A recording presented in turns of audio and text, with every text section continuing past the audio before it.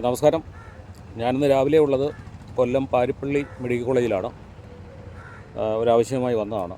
അപ്പോൾ ഇവിടെ നിൽക്കുമ്പോൾ ഇവിടുത്തെ ഡോക്ടേഴ്സിൻ്റെയും അതുപോലെ തന്നെ ഹൗസ് സർജന്മാരുടെയും നേതൃത്വത്തിൽ ഒരു പ്രകടനം കടന്നു വരുന്നത് ശ്രദ്ധയിൽപ്പെട്ടു.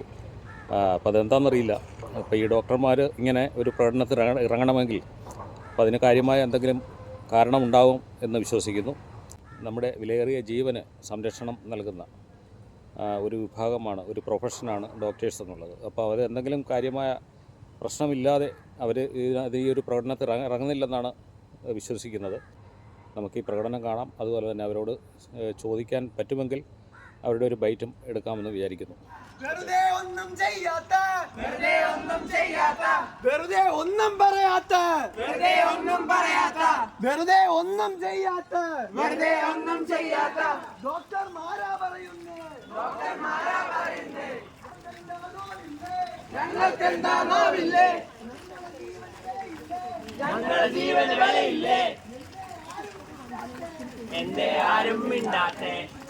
കൽക്കട്ടയിലെ ആർജിക്കർ മെഡിക്കൽ കോളേജിൽ ചെസ്റ്റ് ഫിസിഷ്യൻ PG MD എടുത്ത കുട്ടി 2ാം വർഷ വിദ്യാർത്ഥിനി അതിദാരുണമായി കൊല്ലപ്പെട്ടതിനെ തുടർന്നുള്ള സംഭവങ്ങളുടെ അടിസ്ഥാനത്തിലാണ് കേരളത്തിലെ എല്ലാ ഗവൺമെൻറ് മെഡിക്കൽ കോളേജിലെ സ്റ്റുഡൻസ് അസോസിയേഷൻ, അതായത് students union, house surgeons association, KGM-CTA ഭാരവാഹികൾ, അതായത് ഞങ്ങളുടെ KGM-CTA എന്ന് പറഞ്ഞാൽ Kerala government medical college teachers association, എല്ലാവരുടെയും നേതൃത്വത്തിൽ ഒരുമിച്ച കൂട്ടായ്മയായിട്ട് ഞങ്ങളുടെ സേഫ്റ്റി ഞങ്ങൾക്ക് തന്നെയാണ്, ഞങ്ങൾക്ക് മാത്രമേ ഞങ്ങളുടെ സേഫ്റ്റി നോക്കാൻ പറ്റുള്ളൂ എന്നാണ് പല സംഭവമാണ്. കഴിഞ്ഞ വർഷം വന്ദനാദാസ്, ഈ വർഷം അടുത്ത ഒരിര, അങ്ങനെയാണ് ഞാൻ അതിനെ കാണുന്നത്.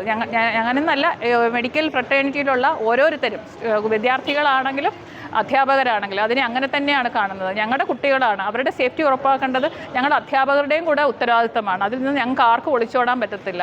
പക്ഷേ നമുക്ക് സേഫ്റ്റി വന്ദനാദാസിൻ്റെ മരണത്തോടു കൂടി പല നിയമങ്ങളും നടപ്പിൽ വന്നെങ്കിലും അതൊന്ന് ഇംപ്ലിമെൻറ്റ് ചെയ്യാൻ ഒരു ഗവൺമെൻറ്റിനും ഇതുവരെ തയ്യാറായിട്ടില്ല എന്നൊരു ഉത്തമ ഉദാഹരണമാണ് ഇപ്പോൾ പശ്ചിമ ബംഗാളിൽ നടന്ന ഈ സംഭവം.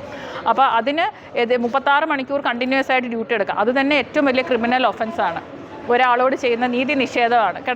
ഈ പെൺകുട്ടിക്ക് കിടക്കാൻ ഒരു മുറിയില്ല. സ്ത്രീകൾ ഡ്യൂട്ടി എടുക്കുന്ന സ്ഥലത്ത് ഒരു ടോയ്ലറ്റ് ഉണ്ടാവണം, മിനിമം ഒരു റെസ്റ്റ് റൂം ഉണ്ടാവണം. 36 മണിക്കൂർ ഡ്യൂട്ടി എടുക്കുന്ന കുട്ടിക്ക് എവിടെയാണ് റൂം കൊടുക്കുന്നത്?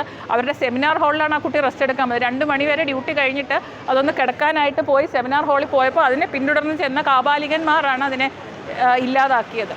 അപ്പോൾ അതിനെതിരെ ദേശീയ വ്യാപകമായിട്ടുള്ള പ്രതിഷേധത്തിൻ്റെ ഒരു ഭാഗമാണ് കൊല്ലം മെഡിക്കൽ കോളേജിൽ ഇന്ന് നടത്തിയ നമ്മുടെ പ്രതിഷേധ പ്രകടനം.